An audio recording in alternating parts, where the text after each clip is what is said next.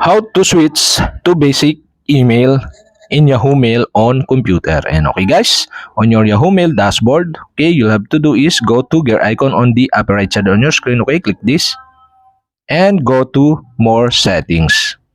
In more settings on left side, okay, you can see here the switch to basic mail. Okay, you'll have to do is click this and you can see here the pop-up so you can send feedback if you want.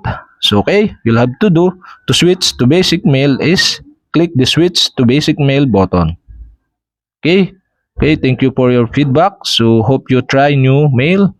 And that's it. Okay, you have successfully switched to basic email your Yahoo account.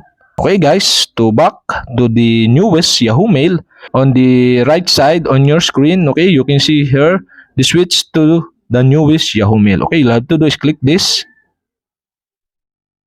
to switch to the new Yahoo Mail or update Yahoo Mail homepage or dashboard. That's it. Okay, we have successfully switched to basic email in Yahoo Mail on computer.